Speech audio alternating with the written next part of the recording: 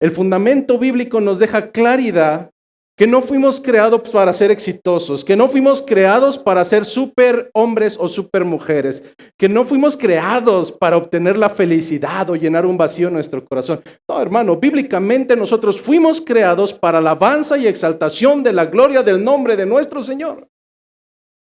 Porque solamente Él merece la gloria. Y Él es fuerte y celoso y no comparte su gloria absolutamente con nadie. Es por ello que hoy nos reunimos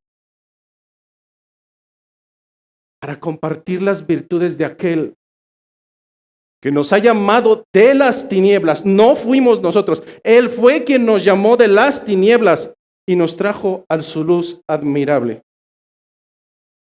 Y con este entendimiento doctrinal claro en nuestro pensamiento, es momento que de la misma manera que Él ha predestinado, que Él ha llamado, que Él ha justificado y que Él va a glorificar, así como nos lo dicen las Escrituras, libro de Romanos capítulo 8. De esa manera tenemos tanto que agradecer al Señor. Si Él no hubiera extendido misericordia, hoy seguirías como ese ciego, causando vergüenzas al lado del camino. Por ello, hermanos, supliquemos en esta mañana al Creador, al principio y al fin, que el día de hoy a través de su palabra, porque es solamente a través de su palabra y no a través de ningún otro medio, es solamente a través de su palabra, la locura de la predicación, que al Señor le plació llamar a sus ovejas para que ellas escuchen su voz y le sigan. Roguemos en esta mañana para que aún los corazones más empedernidos, los más duros, los más pedregudos, alcancen esa misericordia de acuerdo a la promesa de Ezequiel 36, en el cual el Señor prometió que haría un nuevo pacto con su pueblo, un nuevo pacto. Y ese pacto dijo que cambiaría esos corazones de piedra, esos corazones tercos, recios, rebeldes, por corazones de carne. Donde Él y no nosotros, donde Él pondría su espíritu para que anduviésemos en sus caminos, en sus mandatos y en sus estatutos. Hoy es un buen día en el cual el Señor dará oportunidad de dar a conocer su revelación para que sus ovejas escuchen su voz y le sigan. Amado Señor,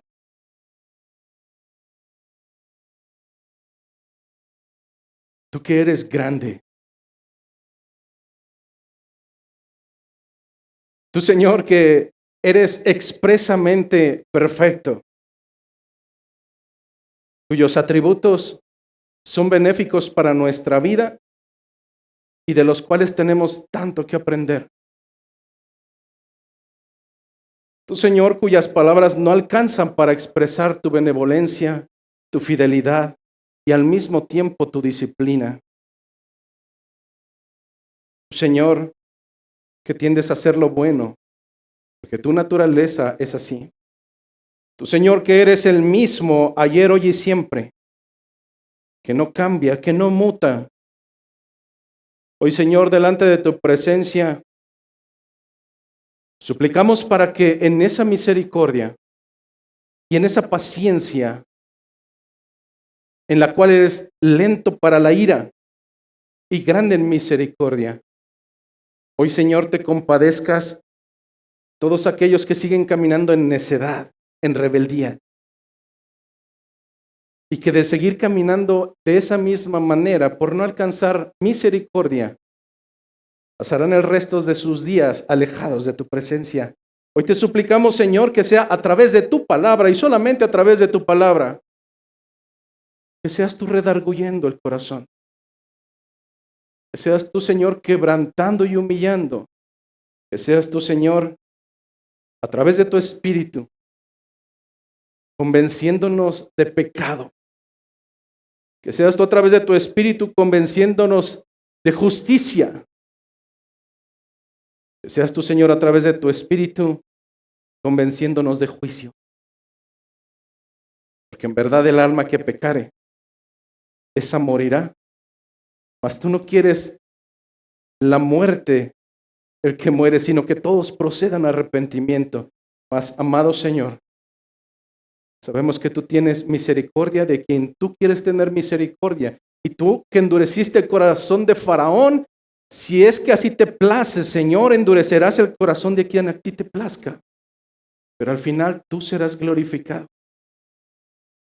Por ello, Señor, hoy te ruego que tomes control de mis pensamientos, que tomes control de mis labios y aún de mi necio corazón, que es engañoso.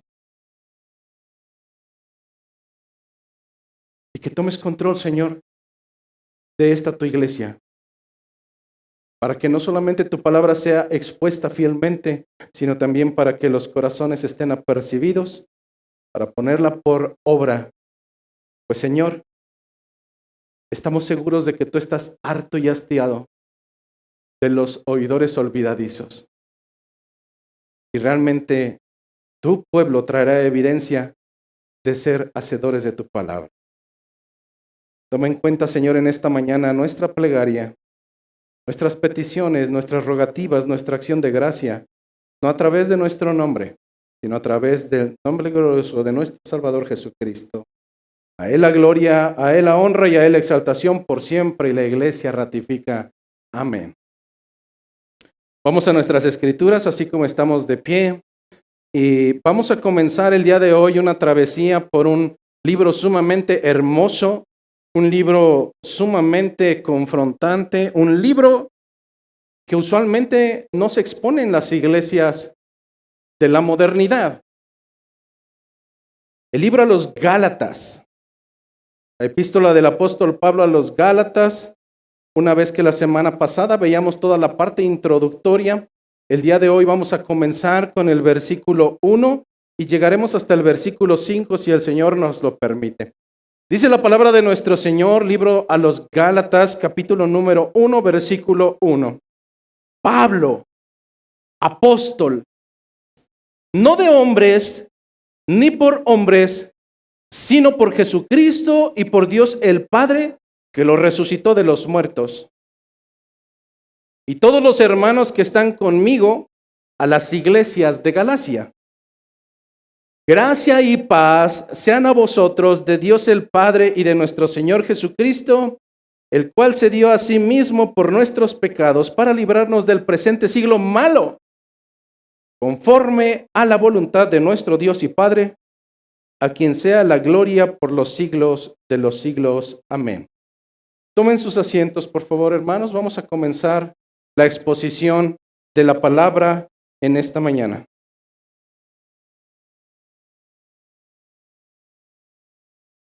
Para los que nos visitan por primera ocasión, me gustaría dar solamente algunos puntos muy específicos de lo que fue la semana pasada, la introducción al libro a los Gálatas, porque ciertamente esa introducción, que duró aproximadamente 1 hora y media, era necesaria para poder comenzar a comprender el entendimiento de esta carta. En ocasiones, uno de los errores más frecuentes que tenemos los cristianos en la actualidad es pensar que todas y cada una de las palabras que se encuentran en el fundamento bíblico las podemos apropiar de una manera literal. Si nosotros absorbemos el fundamento bíblico de una manera tajante y literal, nosotros entraríamos en una postura como tantas iglesias perversas que mal interpretando las escrituras y sacándolas fuera de contexto, hoy lleva a congregantes creyentes, simpatizantes, que por pereza de la lectura escritural terminan haciendo 1001 barbaridades. Como el hecho de decir que como somos ovejas tenemos que comer pasto literalmente, y no es así. El fundamento bíblico tiene diferentes géneros literarios, y es por ello que hay libros como el libro de Apocalipsis o algunas posturas proféticas que no podemos tomar al pie de la letra. Y en este sentido, de la misma manera en que hay ciertos libros que por el género literario no podemos tomar de una manera tajante y literal, hay promesas, hay mandamientos, hay estatutos y hay palabras en el fundamento bíblico que fueron escritas única y exclusivamente para cierta porción de personas, en un contexto y en un espacio temporal específico, el cual está muy distante de cada uno de nosotros. Si nosotros quisiéramos apropiarnos de cada uno de los 613 estatutos de la ley mosaica, estaríamos en un serio problema. Porque exclusivamente la legalidad mosaica dejaba claridad que el hecho de no cumplir uno solo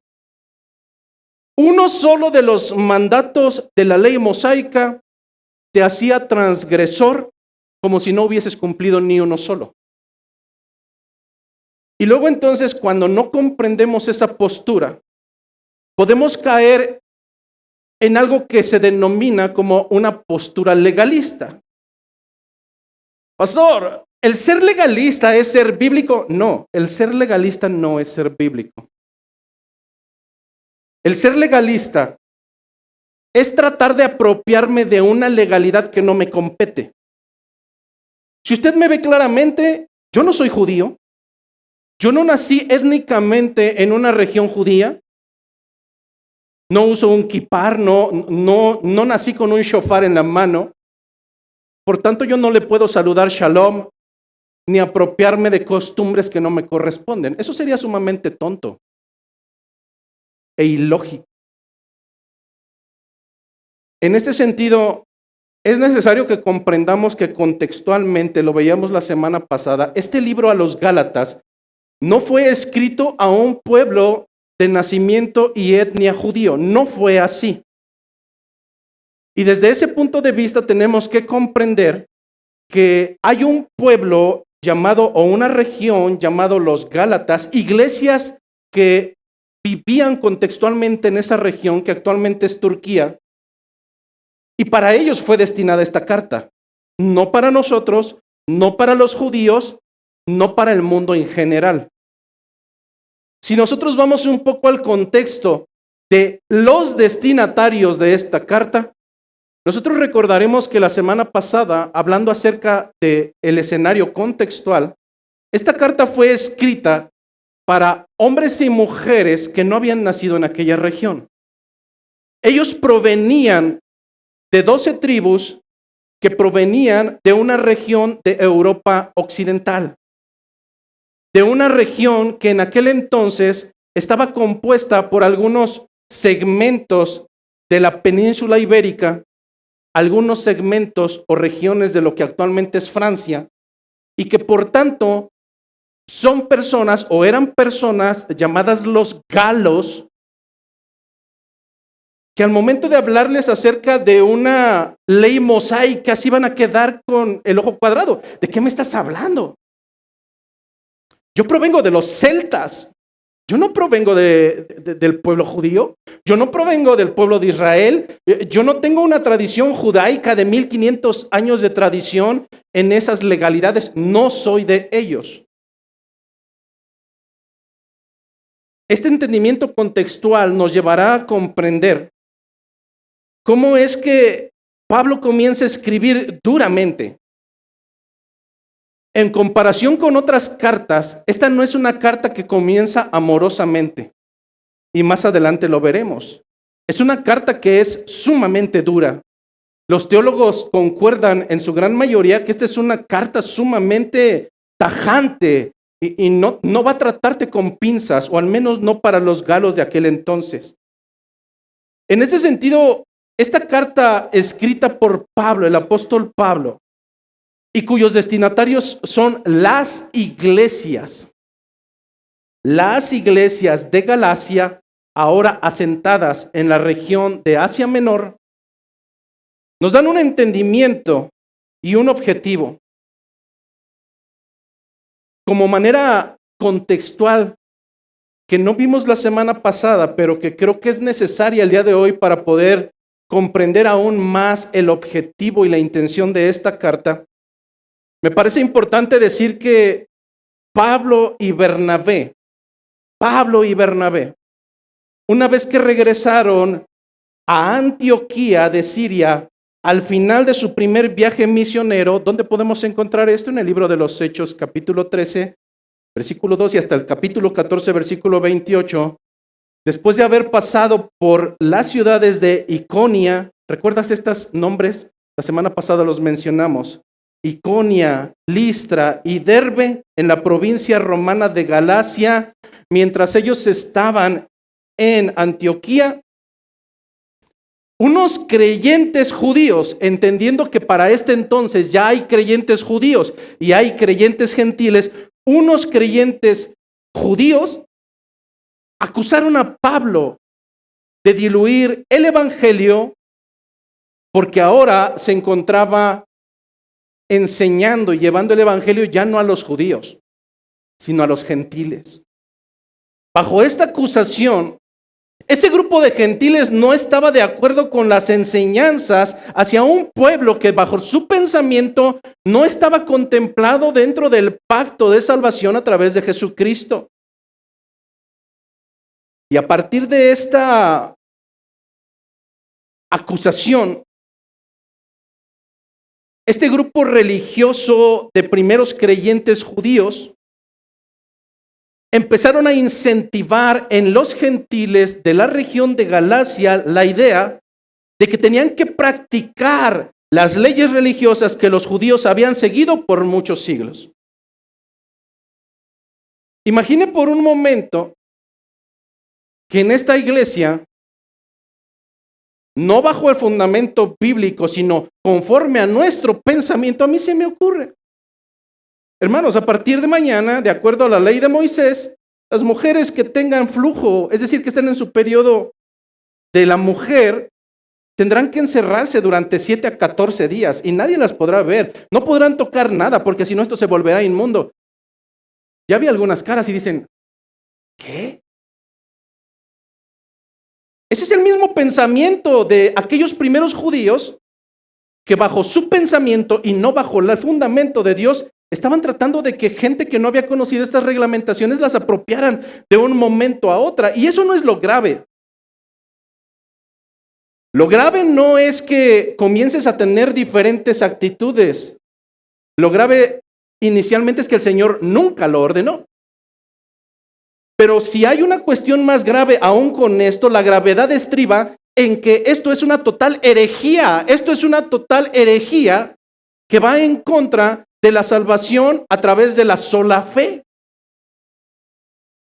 Sola fide, sola Christus.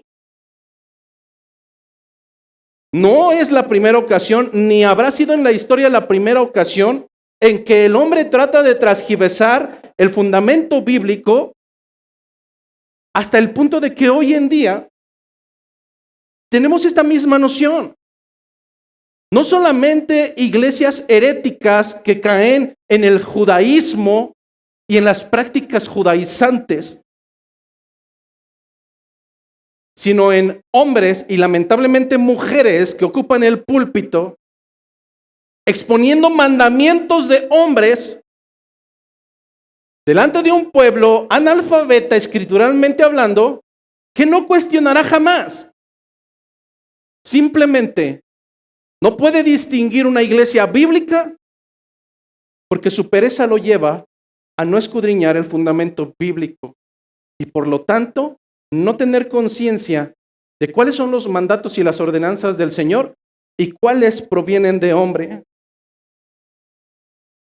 El problema no surgió del exterior. No fueron los gentiles que venían e integraban la iglesia. Fue dentro de la misma iglesia, dentro de los mismos creyentes que comenzaron a levantarse lobos cubiertos de piel de oveja. Estos detractores fueron a la iglesia de Galacia y dijeron a los creyentes gentiles que para ser salvos, tenían que circuncidarse y seguir las leyes y las costumbres judías.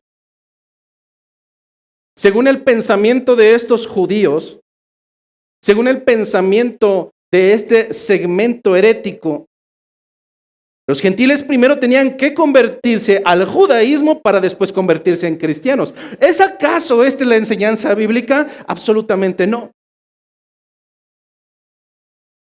De una o de otra manera, siempre que hay un hombre o una mujer herética dentro de una iglesia, siempre que hay una doctrina diferente a la cual sigue una iglesia local, tarde o temprano traerá confusión, mayormente tropiezo en los más pequeños. Cualquiera de nosotros pudiera decir, bueno, ¿qué tiene de malo? ¿Qué tiene de malo el hecho de que la iglesia tenga una postura doctrinal y yo no esté de acuerdo con algunos puntillos que dice ese barbón de enfrente? En primera, porque todo lo que se expone en este púlpito tiene que tener un fundamento. Y en segunda, porque el fundamento bíblico, específicamente en el libro a los Gálatas, capítulo número 1, nos dice: ay de aquel que os predique otro evangelio diferente, no que haya uno diferente. ¿Cuál es el juicio para quien traiga algo innovador? Resulta que este texto ha sido expuesto cientos y cientos y cientos y millares de veces a lo largo de la historia, desde la partida de Jesucristo, y todos los hombres que son fieles han expuesto este texto de la misma manera, pero resulta que hoy, siendo yo el Joseph Smith mexicano, el Señor me dio una revelación nueva. Eso no es así, no puede ser así.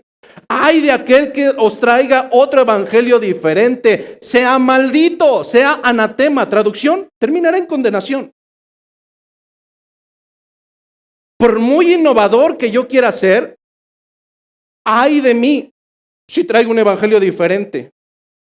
De verdad que hoy, si tan solo en las iglesias comprendiéramos este texto bíblico, nos pararíamos detrás del púlpito con toda la reverencia y el temor delante del Señor, de no abrir nuestra boca de más e inventar 1,000,000 de tonterías, porque estaríamos predicando un evangelio diferente. Y por tanto el fundamento bíblico me deja claridad que si yo lo hago, seré maldito, seré anatema. Sea hombre o sea cualquier ángel, sea maldito. La segunda característica que podemos tener en cuanto al juicio de traer una predicación diferente, una doctrina diferente, porque yo no estoy de acuerdo con usted, es que yo no le pido que esté de acuerdo conmigo, yo le pido que esté de acuerdo con las Escrituras. Es que yo pienso, yo creo, yo considero. El valor de un pepino es mayor que eso.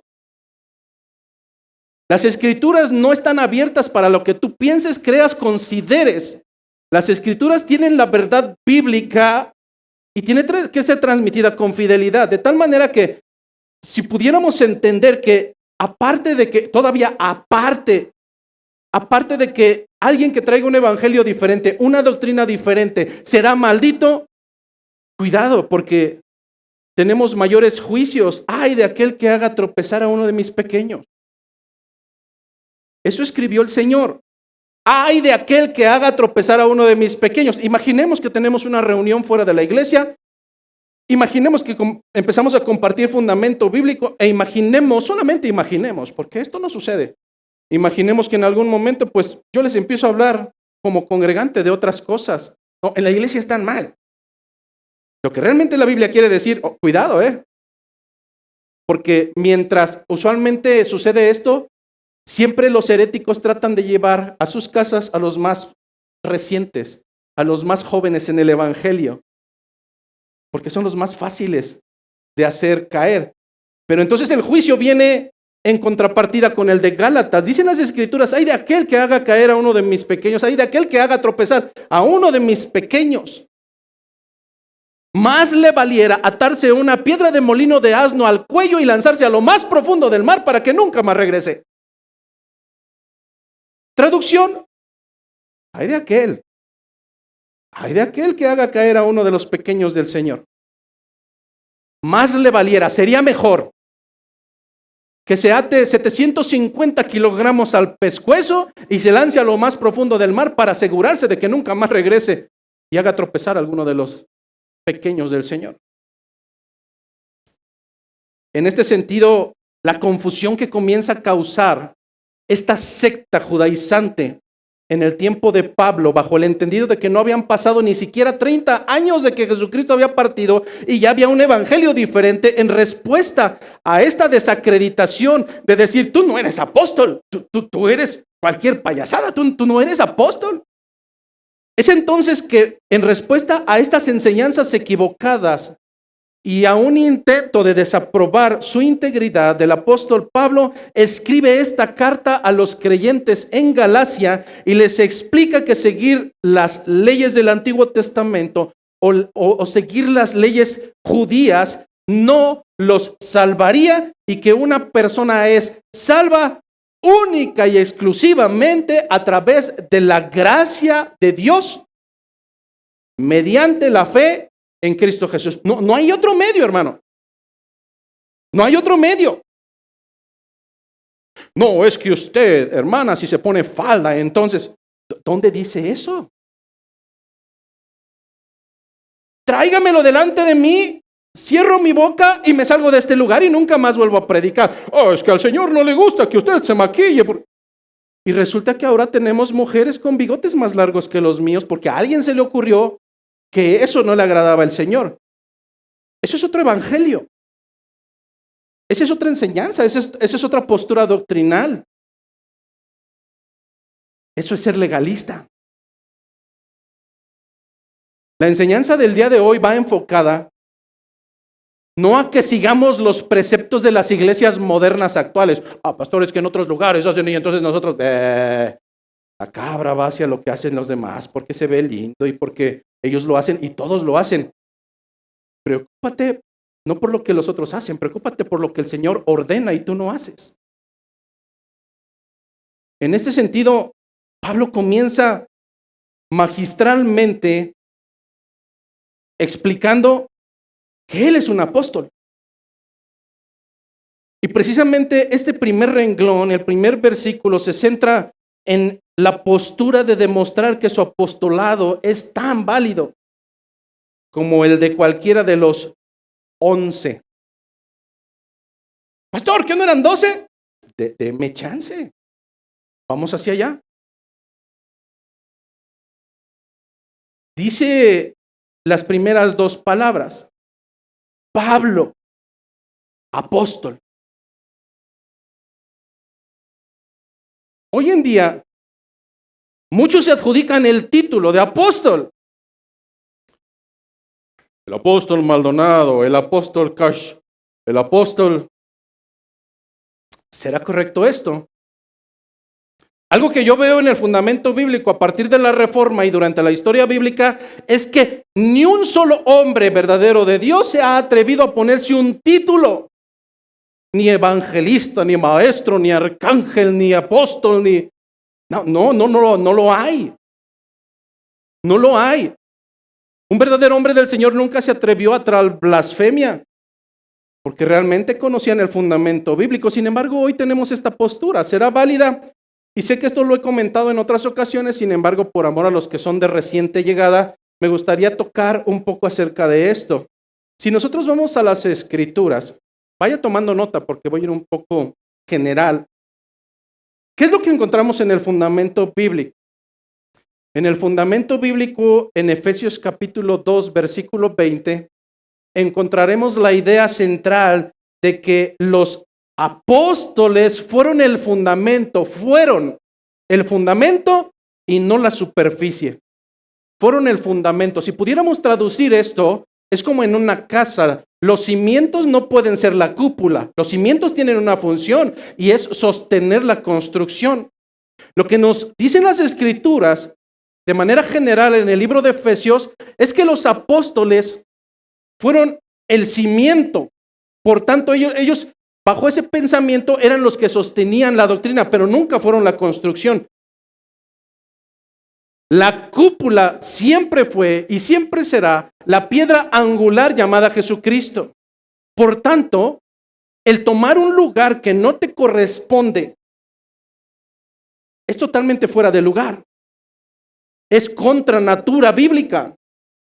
Si nosotros tenemos en cuenta que existen al menos 3 requisitos bíblicos para poder nombrarse para poder nombrarse apóstol, nosotros entenderemos que es irracional que el día de hoy alguien se levante y se postule con ese título. Mayormente las cabras que le siguen porque están en la misma sintonía. Para que ninguno de nosotros caiga en esa postura, vayamos al fundamento primero para entender si Pablo realmente es apóstol o no. Y si hoy en día mujeres y hombres heréticos pueden ser apóstoles o no. Si nosotros vamos, solamente anote la cita bíblica y en casa la lee, en el libro de los Hechos capítulo número 1, ahí por del versículo 21, 22, va a encontrar, después de que Pedro se para delante de los apóstoles y discípulos y empieza a hablar acerca de que pues uno ya cayó. Pedro se le ocurrió la idea de que ese lugar tendría que ser ocupado. Y aquí es donde viene una cuestión sumamente delicada. Y quiero hacer un paréntesis. Todo lo que pasa en este mundo es porque Dios lo fomenta. No. Pero todo lo que pasa en este mundo es porque Dios lo permite. Dos palabras diferentes. Todo lo que pasa en este mundo y en tu vida es porque Dios lo fomenta. No. Todo lo que pasa en este mundo, Dios lo permite. Eso sí. Ejemplo. Oiga, hermana, creo que tengo que decirle que necesito una esposa nueva. Es que mi esposa, bla, bla, bla, bla, bla, bla, bla, y me caso con otra mujer. ¿El Señor así lo quiso? No. ¿El Señor lo fomentó? No. ¿El Señor lo permitió? Sí. La escena que tenemos en el libro de los Hechos de los Apóstoles, capítulo 1, es la elección por iniciativa de Pedro de un sucesor para el lugar que había quedado vacante cuando Judas hizo lo que tuvo que hacer. Implícitamente en este capítulo, Pedro hace mención de dos características que debería de tener el nuevo apóstol que cubriría esta vacante. La primera característica implícita es que un apóstol debería de haber sido testigo ocular y presencial del ministerio de Jesucristo. Pedro lo que menciona es algunos de los que han caminado con nosotros durante el ministerio. Primer característica, la pregunta es, ¿usted ha caminado físicamente durante el ministerio de Cristo? No. No, pero es que en el espíritu, déjese de tonterías. Físicamente usted ha caminado con el ministerio de Cristo? No. Segunda característica, un apóstol, para ser nombrado apóstol, debió de haber sido testigo físico y ocular de la resurrección de Jesucristo. Pregunta número 2. ¿Usted ha sido testigo ocular y físico de la resurrección de Cristo? No. Hay una tercera característica que no menciona Hechos de los Apóstoles, capítulo 1, sin embargo, tiene que ser implícita, y es que en el libro de Mateo nosotros encontraremos que la elección no la hizo el hombre. Mateo no se levantó del sillo de los impuestos y dijo, oh, el Señor me ha llamado, siento un llamado. No, no fue así. Por tanto, esa postura de que yo acepté al Señor y que es una tontería, de verdad. Porque escrituralmente lo que tenemos es el concepto de que es Él quien llama. De tal manera que lo que vemos en el libro de Mateo es que a los 12 los eligió ¿quién? Los eligió Cristo. Dice que Él escogió a los 12. En este sentido tenemos tres características que pueden definir a un apóstol. Número 1, ser testigo del ministerio física y ocularmente de Cristo. Número 2, ser testigo de su resurrección. Y número 3, haber sido elegido directa y específicamente por Cristo. ¿Qué es lo que sucede en Hechos de los Apóstoles? capítulo número 1, versículo 22. Dice que señalaron a dos, a uno llamado José y a otro llamado Barsabás, que tenía por sobrenombre Justo, y a otro llamado Matías. Entonces escogieron a dos postulantes, José llamado Barsabás, que tenía por sobrenombre Justo, y a otro llamado Matías. ¿Para qué los escogieron? Dice el versículo 25, para que tomaran la parte de ese ministerio y apostolado del cual cayó Judas por transgresor. La manera en que lo hacen es muy peculiar. Cristo no había ordenado nada, pero ellos tomaron la iniciativa y entonces en el versículo 26 dice que después de haber orado, lo echaron a suertes y la suerte cayó sobre Matías y fue contado con los 11 apóstoles. A ver, hermano Isra y hermano Ernesto, vamos a ver quién de ustedes va a ser el nuevo apóstol. Saquen una moneda y a quien le toque águila, ese va a...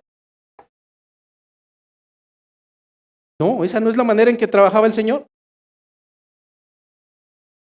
La pregunta es, ¿quedó un puesto vacante y así lo determinaron los apóstoles 11 que quedaron? La pregunta es ahora, Pablo se está adjudicando el título de apóstol. Primer característica, ¿Pablo realmente fue testigo del ministerio de Cristo? Sí. Si nosotros recordamos el fundamento, recordaremos que incluso él perseguía a los seguidores de Cristo. Él lo conocía. Él sabía quién era. Él consintió en la muerte del primero de ellos. Característica número 1, check-in. Característica número 2. ¿Pablo habrá sido testigo ocular de la resurrección de Jesucristo? Yo no lo sé. Pero primero a los Corintios, capítulo 15, versículo 3, vamos hacia allá. Primero a los Corintios, capítulo 15, versículo 3.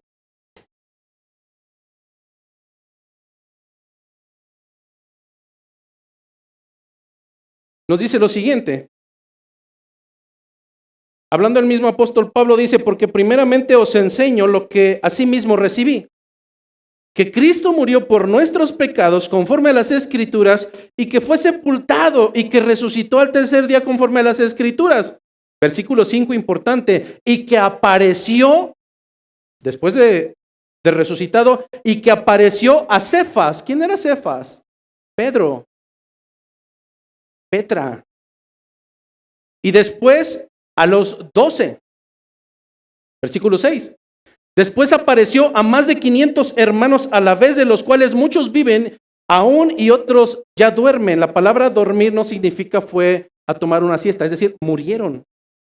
Y otros ya duermen. Versículo 7. Después apareció a Jacobo, después a todos los apóstoles y al último de todos, al último. Ahí no estaba Cashluna, ahí no estaba ninguno de esos payasos, no. Y al último de todos, como a un abortivo, como alguien fuera de tiempo, me apareció a mí, dice Pablo, porque yo soy el más pequeño de los apóstoles, que incluso yo no soy digno de ser llamado apóstol. ¿Por qué? Porque perseguí a la iglesia de Dios. Primer característica, testigo ocular del ministerio de Jesucristo, sí. Segunda característica, testigo ocular de la resurrección, sí. Pastor, pero la tercera, Jesucristo designó a 12. Uno cayó por su transgresión, quedan 11. Pero eligieron a otro, que nunca más se vuelve a mencionar en toda la Biblia, aparte de ese versículo, ¿dónde quedó?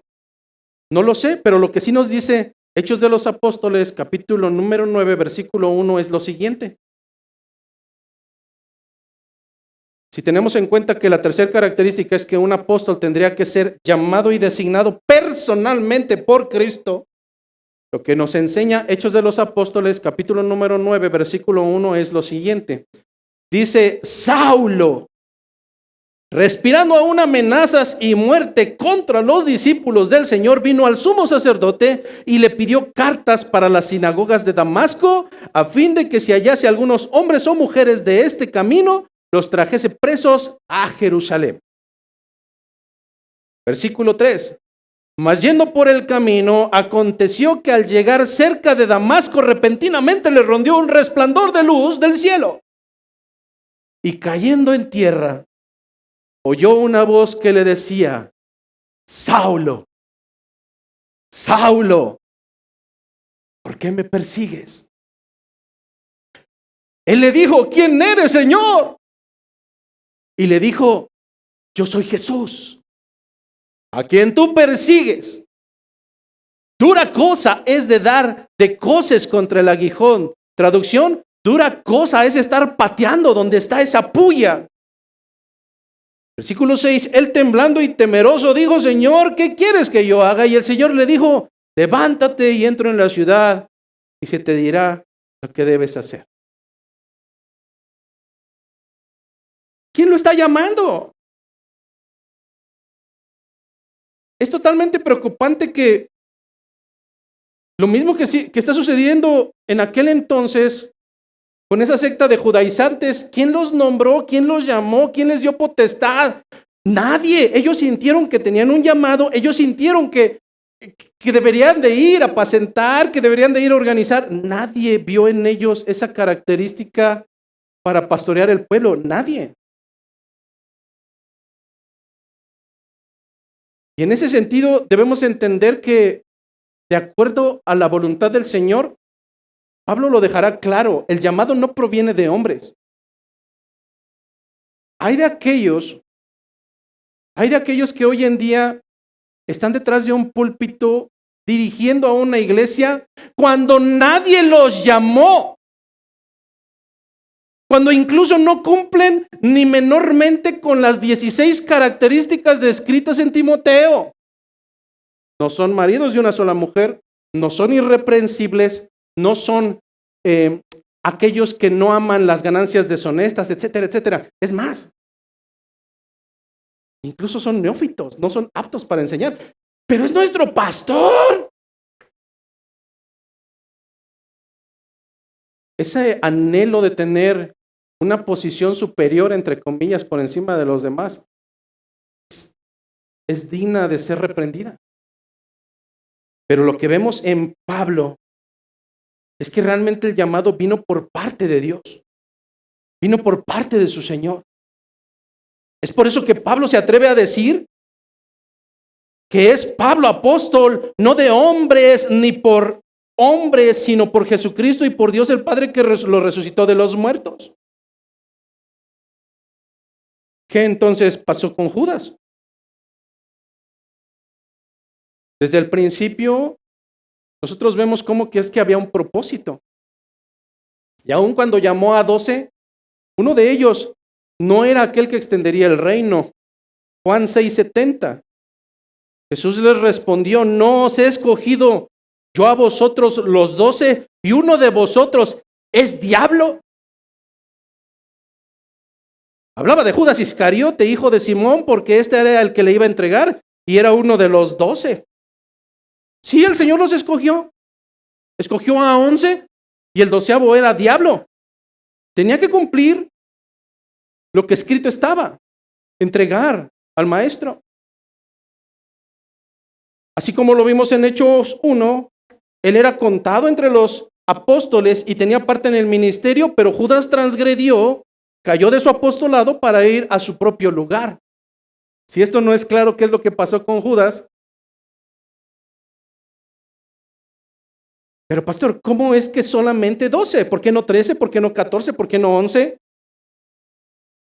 La revelación dada al apóstol Juan, y esto solamente contextual antes de entrar de lleno, la revelación dada al apóstol Juan en relación al libro de Apocalipsis, nos dice que él vio el número de las tribus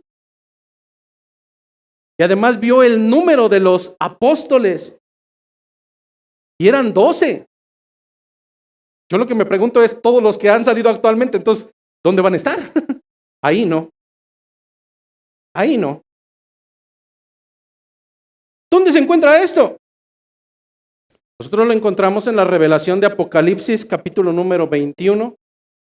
Apocalipsis capítulo número 21, versículo 12 al 14. Hablando sobre la Nueva Jerusalén, la revelación de la Nueva Jerusalén hablando acerca del cielo nuevo y mundo nuevo. Dice el apóstol Juan por revelación divina, versículo número 12, que esa nueva Jerusalén tenía un muro grande y alto con 12 puertas. Y en las puertas 12 ángeles y nombres inscritos. ¿Qué nombres estaban inscritos en aquellas puertas de la nueva Jerusalén? Dice que son los de las 12 tribus de los hijos de Israel. Hasta ahí vamos. Pero después dice el versículo 13, al oriente 3 puertas, al norte 3 puertas, al sur 3 puertas, al occidente 3 puertas. Versículo 14, y el muro de la ciudad tenía 12 cimientos, 12, no 13, no 14, no 11, 12 cimientos, y sobre ellos los 12 nombres de los 12 apóstoles del Cordero. ¿Cuántos? 12. No 13, ni más, ni menos. 12.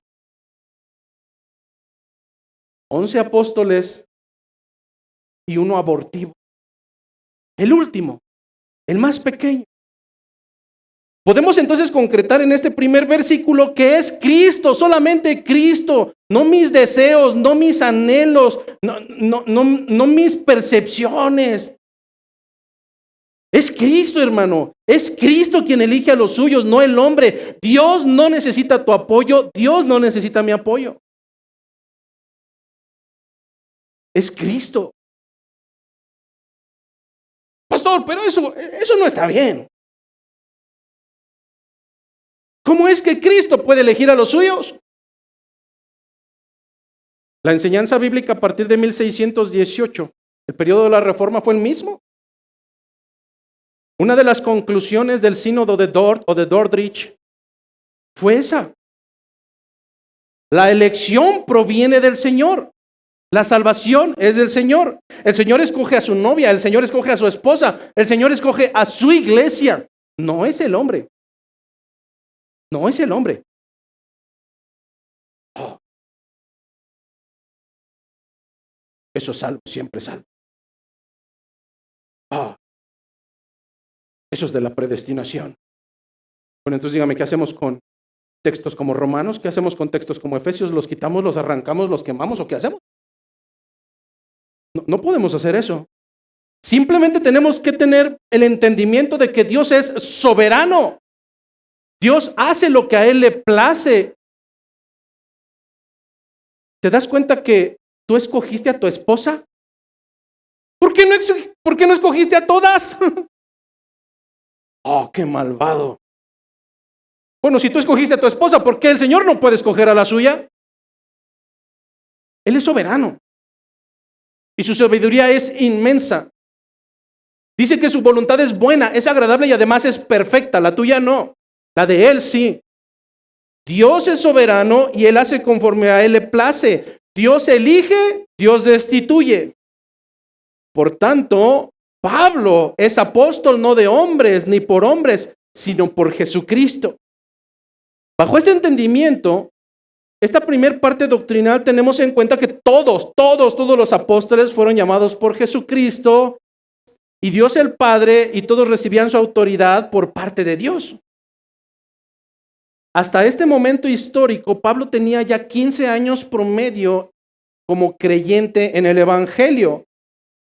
Si pudiéramos tal vez alegorizar y poner palabras que no están, pudiéramos decir que Pablo diría: mi apostolado es genuino y es tan válido como el de los otros 11, por eso lo es también. De la misma manera que mi apostolado es genuino, también el evangelio que proclamo.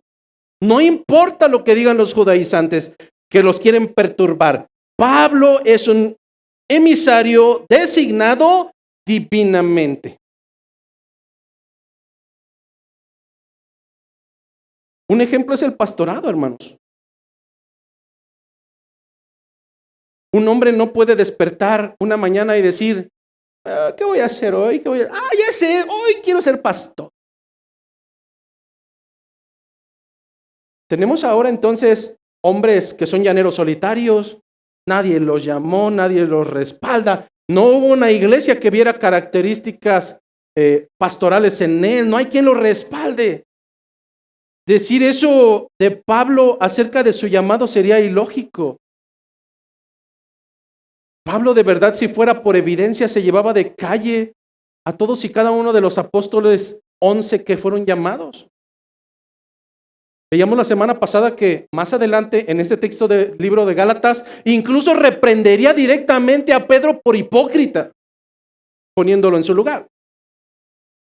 Así es que, como ya hemos dicho, los oponentes de Pablo, infiltrados en la iglesia de Galacia del Sur, ahora se encontraban calumniando y poniendo en tela de juicio su apostolado a fin de mostrar que su evangelio no procedía de Dios. Pablo lo que hace es responder a esta calumnia con un doble respaldo de autoridad. No solamente soy apóstol, no por mano de hombre ni de hombre, sino que soy apóstol por Jesucristo y por Dios el Padre que lo resucitó de los muertos. ¿Cómo es que puede ser esto? Si nosotros tenemos conocimiento bíblico, entenderemos que Jesucristo como Hijo es uno en esencia con el Padre. Génesis 1:1 nos da entendimiento de que en el principio era el Verbo. Juan lo dirá más adelante, y el Verbo era con Dios, y el Verbo era Dios. Son uno solo. Juan 10:30, más adelante nos dejará el mismo entendimiento. Jesucristo dice, yo y el Padre uno somos. Si tienes el respaldo de Cristo, implícitamente tienes el respaldo de Dios. Por otro lado, tenemos en consideración que no solamente Cristo y Dios son uno en el postulado y la doctrina de la Trinidad. Jesucristo como mediador siempre ejecuta la voluntad del Padre. Siempre. En el libro de Juan 5:30 dice lo siguiente: no puedo hacer nada por mí mismo, dice Jesucristo. No puedo. Soy incapacitado para hacer algo por mí mismo. Según oigo, así juzgo. Y mi juicio es justo, porque no busco mi voluntad, dijo Cristo, sino la voluntad del que me envió, la del Padre. No puedo yo hacer nada por mí mismo, según oigo, así juzgo, y mi juicio es justo, porque no busco mi voluntad, sino la voluntad del que me envió, la del Padre. Por tanto, entonces podemos concluir que el apostolado de Pablo es entonces por medio de Jesucristo e implícitamente por medio de Dios el Padre. Pero aún más peligroso. Lo peligroso no está en eso. Lo peligroso es de quienes cuestionaron la autoridad emitida por Dios para con Pablo. Porque si yo cuestiono y rechazo al enviado de Dios, al elegido para dirigir a su pueblo, implícitamente estoy rechazando el evangelio de Cristo y por tanto al Padre. ¿Te das cuenta? Lo gravoso no está en vituperar a quien ha sido elegido por Dios. Lo gravoso está en que cuando yo cuestiono la voluntad de Dios, implícitamente le estoy diciendo, Dios, eres incompetente y por tanto tu evangelio no es funcional, no es real. Pero Pablo no estaba solo. Algo importante dentro de las iglesias que debe de considerar es que debemos de tener consideración del consejo, múltiple consejo. Esto es lo que está dejando claridad en Pablo en el versículo 2. No escribió solo. Pablo, apóstol de Jesucristo por la voluntad de Cristo y de Dios, y todos los hermanos que están conmigo a la iglesia de Galacia. No lo dice explícitamente, pero nos da entendimiento que antes de escribir esta carta, Pablo tomó en consideración el consejo de aquellos que estaban alrededor de él, conformando la iglesia en donde estuviera parado. En este sentido, antes de escribirla y enviarla, Pablo debió de considerar con todos los hermanos el asunto que trataría en ella. Aquí entre nos, eso es lo que hacemos en esta iglesia. Antes de impartir una disciplina bíblica, antes de dar un consejo a alguno de ustedes, antes de tratar un asunto que tal vez se me ocurrió a mí, siempre es consultado al menos con dos. Siempre. Y de acuerdo al libro de Gálatas, capítulo 6, tienen que ser 2 hermanos que sean catalogados espirituales, que tengan espíritu de mansedumbre. ¿Por qué hacer eso? Porque en ocasiones, de acuerdo a Jeremías, mi corazón es engañoso. Y sabes que si alguno de ustedes hace algo de repente en mi carnalidad, como hombre, puedo decir, ya verás, voy a utilizar el púlpito y te voy a destrozar y entonces voy a echar unas indirectas y unas directas. ¿Eso es así? No, eso no debe de ser así. Con la finalidad de evaluar si mi decisión es o no bíblica, yo tengo que consultarlo con un hermano que tiene mayor experiencia que yo en la vida. Y usualmente será nuestro hermano Ernesto. Pero al mismo tiempo, gracias a Dios, unió 3 generaciones diferentes. Por un lado tenemos a alguien que tiene mayor experiencia en esta vida, pero por otro lado también tenemos a un joven un poco menor que también Dios le ha dado sabiduría, nuestro hermano Leo. Entonces cuando yo quiero sacar la espada, sale un Ernesto que es tranquilo, que es centrado. Pastor, guarde la espada. Y entonces vendrá un Leo que a pesar de la edad, el Señor le ha dado gracia. Y entonces al final llegamos a un consenso. Pablo, me imagino que cuando llegó esta noticia de que allá donde estuviste trabajando tantos años, ¿qué crees? Que ya están llevando otro evangelio. Si yo hubiera sido Pablo, agarro la carreta y me voy a ver a quién desgreño. Pero Pablo, bajo consejo de estos hombres, que no estaba solo, dice, y todos los hermanos que están conmigo a las iglesias de Galacia, con sensatez comienza una carta que es sumamente dura, pero a la vez tiene un propósito, el cual es restituir el evangelio fiel de Jesucristo. Por tanto, es altamente seguro que Pablo compartió todas estas cosas con los hermanos, su sentir y su preocupación del pecado y la necesidad de corregir a los Gálatas. Pastor, yo no estoy de acuerdo cuando usted imparte disciplina en la iglesia. ¿Sabes qué? No me importa. No me importa que tú estés de acuerdo o no.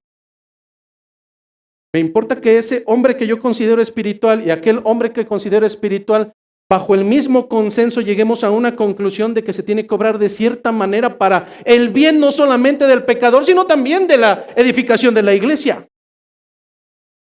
¿Me explico? Habrá situaciones en las cuales, hablando específicamente de la disciplina, tú no estés de acuerdo.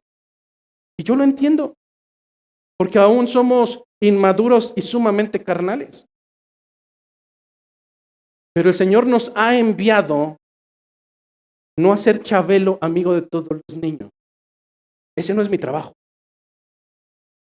Mi trabajo es dirigir a la iglesia conforme al camino de santidad e incentivarla a caminar en santidad. Lo demás no importa. En este sentido, Pablo comienza esta carta, a diferencia de otras cartas, como Romanos, como Corintios, como Efesios. Esta carta no le da ningún atributo a los Gálatas. Si nosotros recordamos cómo inicia Romanos 1:7, les dice, amados de Dios. Si nosotros recordamos cómo comienza primero a los Corintios, les dice, hermanos santificados en Cristo Jesús. Si nosotros recordamos cómo comienza Efesios, comienza nombrándoles a los santos y creyentes que están en Éfeso. Pero esta carta es diferente. Pablo no empieza con un atributo el cual sea digno de exaltar de la iglesia. ¿Por qué? Porque más adelante lo dirá. Son unos necios, son unos necios. ¿Quién los embrujó? ¿Quién los convenció? Son tan necios que habiendo comenzado en libertad, ahora insisten en ser esclavizados. No hay un atributo el cual destaca Pablo en el primer saludo. Más adelante sí habrá atributos, pero no son agradables. Necios, testarudos.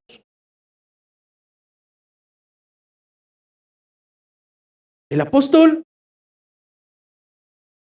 escribió amando a la iglesia de Gálatas, sí. Cuando uno ama es capaz de disciplinar. Cuando uno ama es capaz de dirigir. Cuando uno ama hasta el punto de que no te importe cómo vaya a responder el otro, eres capaz de señalar la falta por amor a su alma. Lamentablemente hoy confundimos, no solamente en las iglesias, sino en nuestros propios círculos sociales, el amor, y decimos, oh, este es mi amigo porque nunca me dice nada y siempre me da. Te detesta, te aborrece, le importa un cacahuate que te pudras, que te vayas al infierno, pero alguien que te ama, alguien que realmente te considera, te dirá cuando tu camino se está saliendo fuera de los atributos y las enseñanzas de nuestro Señor. Un padre de familia no es aquel que solapa a su hijo. Un padre que ama a sus hijos no es aquel que les da todo y que les dice, no pasa nada, usted conteste, si usted le gritan, usted grita. No, eso no. Ese es un payaso que está utilizando una posición que no es correcta y no está cumpliendo su trabajo. Porque aún la disciplina, aún la llamada de atención, y fue lo que vimos durante 6 meses en el libro de Oseas, las llamadas de atención, las advertencias, durante 30 años promedio por parte del Señor, muchos se fueron de aquí diciendo, ay, qué libro tan duro, qué libro tan, siempre es arrepentimiento y arrepentimiento. Dime qué otra cosa es el Evangelio. ¿Éxito? No. ¿Sanidad? No. Si algo comprendemos a raíz del Evangelio es que un verdadero siervo de Dios te incentivará a que camines conforme a la voluntad del Señor, buscando la santidad sin la cual nadie podrá verle.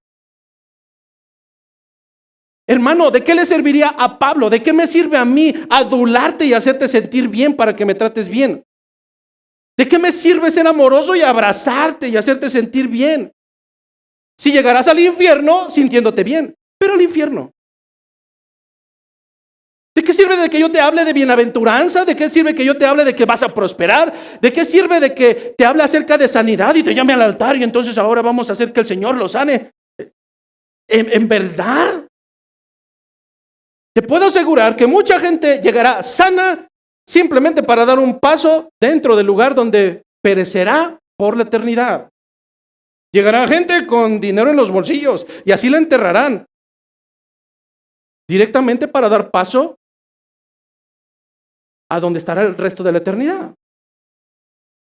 El Evangelio no se trata acerca de adularte y de hacerte sentir miel en tus oídos. No me interesa. Pastor, no le da un poco de temor que alguno de estos se vaya. No me da temor. Cientos y cientos y cientos de personas han visitado esta iglesia y cientos se han largado. ¿Y sabes qué? No he ido tras de ellos. Esa es la enseñanza, Juan 6:66. Dura es esta palabra, ¿quién podrá resistirla? Dijeron muchos de los seguidores de Cristo, de los discípulos. El libro de Juan capítulo 6, del 66 en adelante, nos dice que a partir de ese momento muchos de ellos, no pocos, muchos dieron marcha atrás y nunca más regresaron. Esto se los digo cuando llega alguien por primera ocasión. ¿Qué hizo Jesucristo?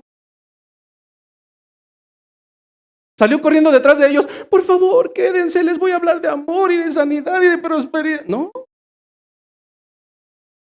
¿Sabes qué hizo Jesucristo? Se volteó enérgicamente donde quedaban los demás porque estaban hablando y les dijo, ¿y a ustedes qué les importa? ¿Y a ustedes qué? ¿También quieren irse? ¿Qué responde Pedro? Señor, ¿y a dónde vamos? ¿Y a quién más iremos? ¿A dónde más iremos? Si solamente en ti encontramos palabras de vida eterna. Es decir, aquellos nos dan prosperidad, aquellos nos dan sanidad, pero solamente en ti encontramos palabras de vida eterna. Si dura es la palabra, ¿quién podrá resistirla? Muchos son los llamados, pocos son los escogidos. Es en este escenario donde, a diferencia de otras cartas, no les dicen mis niños, mis chiquitos, mis lindos, donde la atmósfera está sumamente tensa. Tal vez no lo percibimos, pero en la carta así es. Pero aún con ello, Pablo sigue teniendo esa ternura y ese amor para saludarlos como se saluda a un hermano en Cristo. Gracia y paz sea a vosotros. Gracia y paz sea a vosotros de Dios el Padre y de nuestro Señor Jesucristo.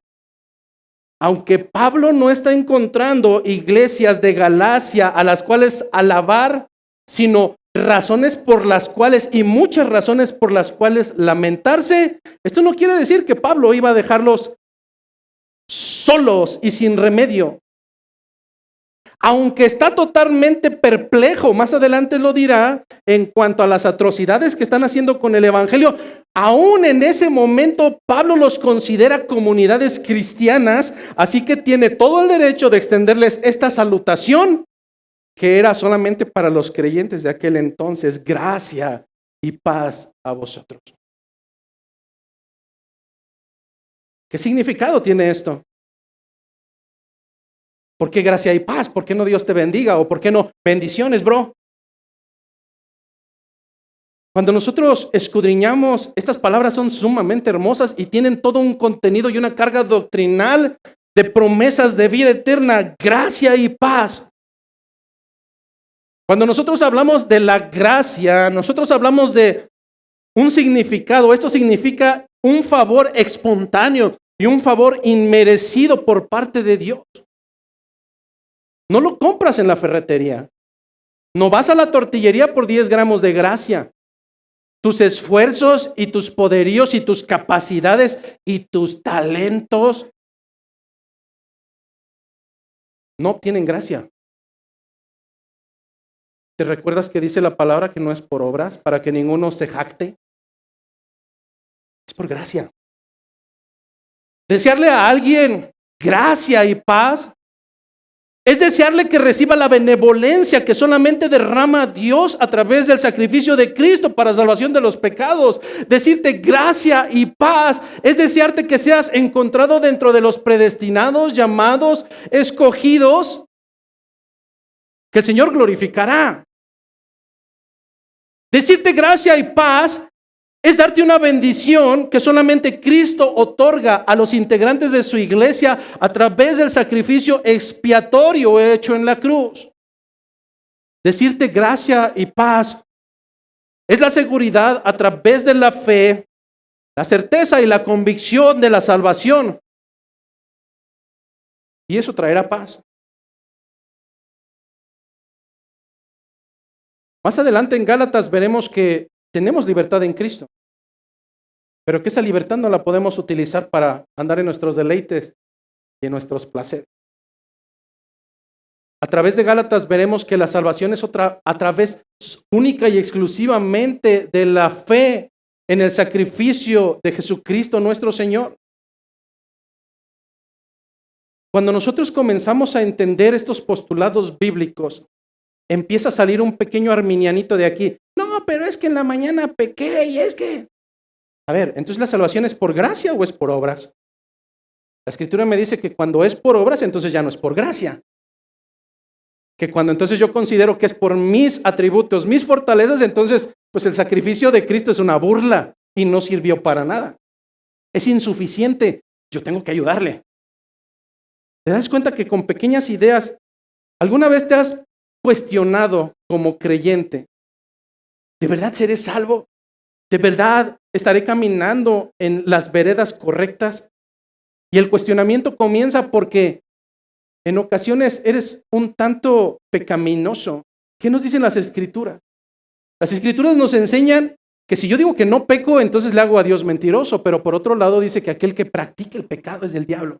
¿Cómo es esto entonces? Lo veremos más adelante.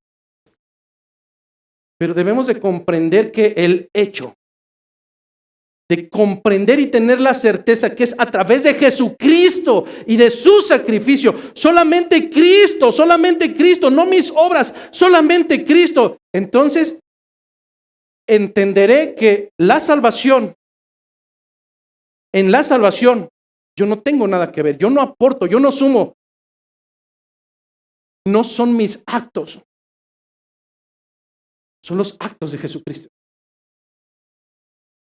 Y en esta ecuación matemática, ¿qué puede salir mal? Preocúpate si fuera a través de tus obras. Ahí sí, preocúpate. Pero cuando la certeza y la convicción de lo que se espera y de lo que no se ve, comprende que realmente es a través de la fe en Cristo, entonces vendrá una paz.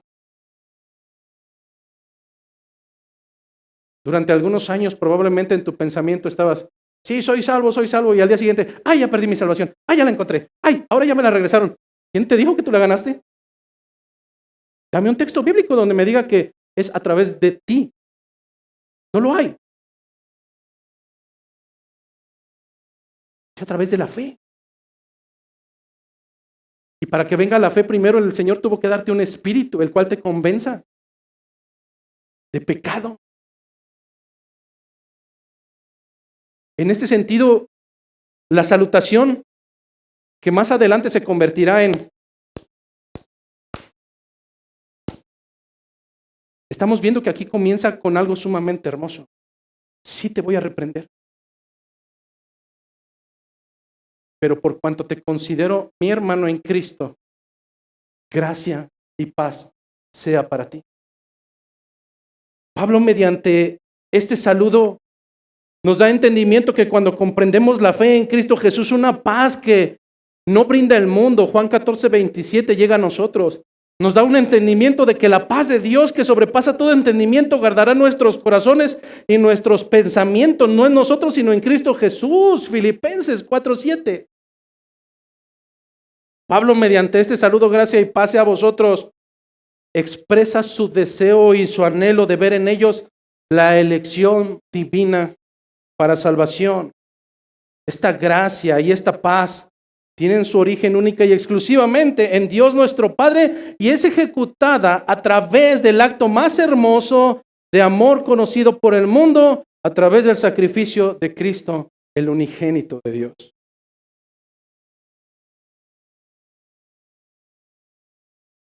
Versículo 4, el cual se dio a sí mismo por nuestros pecados para librarnos del presente siglo malo conforme a la voluntad de nuestro Dios y Padre. ¿Por qué dice esto? La atmósfera todavía se encuentra muy pesada, muy candente. Nosotros tendremos necesidad de que nos recuerden a cada instante de que todo esto es por el sacrificio de Cristo, que todo esto es por el sacrificio de Cristo, que todo esto es por el sacrificio de Cristo. Sí. ¿Por qué tú le tienes que decir a tu hijo, bájate de ahí porque te voy a sonar, bájate de ahí porque te voy a sonar, va, y te lo suenas? ¿Por qué? Porque es necio, porque es testarudo, porque su naturaleza es tendiente a hacer el mal. En maldad fue procreado y su naturaleza tiende hacia eso. Porque Pablo le está recordando a este pueblo de Galacia que todo esto es a través de Cristo quien se entregó a sí mismo por nuestros pecados. Porque ellos están comenzando a sucumbir ante la idea de que no, que es necesario hacer algo más, que Cristo es un inepto, que Cristo es incompetente, que sí es Cristo, pero además, ¿confías en Cristo? Sí, claro, pero tengo que ayudarle, tengo que hacer algo. Pablo está haciendo en este final de esta predicación del día de hoy un énfasis en la grandeza y la nobleza de Dios al entregar a Cristo, pero al mismo tiempo hace un énfasis en hacer ver lo atroz de este pecado que está cometiendo el pueblo de Galacia al enseñar la salvación de Cristo que debe de ser complementaria por las obras de la ley.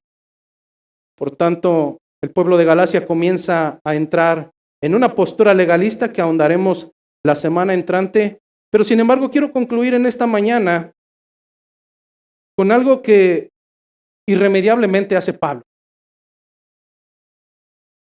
Pablo haciéndoles recordar que todo es por Cristo, que todo es de Él y para Él. Que por mucho que hagan esas obras de la ley, están perdiendo el tiempo y además están blasfemando. Pablo, al recordarles que todo es a través de Cristo, a través de nuestro Señor el Padre, el cual se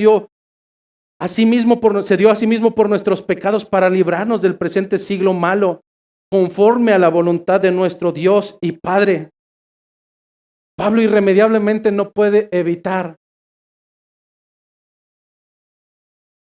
enrolarse en una postura de adoración y de exaltación a tanta misericordia, por cual Pablo concluye este versículo 5 a quien sea la gloria por los siglos de los siglos.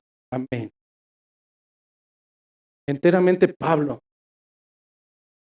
al contemplar el maravilloso amor de Dios, su misericordia al entregar a su propio Hijo por los perversos, por los transgresores, para nuestra salvación, no puede exclamar más que palabras de gloria, no solamente en ese momento, sino por los siglos de los siglos. Su alma en este segmento final se pierde en la admiración, en el amor, en la alabanza. Nuestro Dios Padre, sí, a Él sea la gloria por los siglos de los siglos. Amén. Así es que, hermanos, en esta mañana, con una segunda breve introducción, pedimos al Señor que la semana entrante que arrancamos ya con la problemática específica del pueblo en Galacia, el día de hoy te lleves en tu entendimiento algo. Es necesario que vivas en la gracia y en la paz que solamente provienen del Señor. Si hoy no estás experimentando esa gracia y esa paz que solamente Él da, si el día de hoy estás aquí a regañadientes, si el día de hoy estás porque te trajeron a fuerzas, asqueado y obligado, te quiero decir que estás en un grave problema. No estás experimentando la gracia y la paz que viene de Cristo. Si el día de hoy, como lo es domingo tras domingo, te estás durmiendo porque esto es nefasto para ti, no me preocupa eso, me preocupa que estás muerto. Si no estás experimentando la gracia y la paz que experimentan aquellos que son escogidos por el Señor, lejos de que hayas venido por cualquier otra razón, quiero decir que estás en un grave, en un serio problema. Si hoy pereces, si hoy mueres, yo sé a dónde vas. Y quiero que sepas que tú también sabes a dónde vas. ¿Es acaso esta una advertencia última, pastor, para que yo me esfuerce? No, porque yo sé que a los muertos solamente los revive Cristo. Por más que hayas pertenecido a una iglesia a través de los años, si hoy no experimentas la gracia y la paz que proviene de Cristo, simplemente no has nacido de nuevo. Estás destinado a perecer por la eternidad. No importa tu currículum cristiano, no importa tu antigüedad o cuántos versículos te sepas de memoria. Si hoy no estás experimentando la gracia y la paz que solamente la misericordia del Señor provee, estás en un serio problema. Es por eso que yo te digo que hoy es un buen día para clamar, suplicar por la misericordia del Señor, pues solamente Él es quien a través de su Espíritu convence de pecado. A pesar de tu necedad y a pesar de tu terquedad y de tu transgresión, te puedo decir que de algo estoy seguro. Y es que el Señor jamás desechará un corazón arrepentido. Que la gracia, que la paz y sobre todo la misericordia de nuestro Señor esté con cada uno de ustedes. Gracia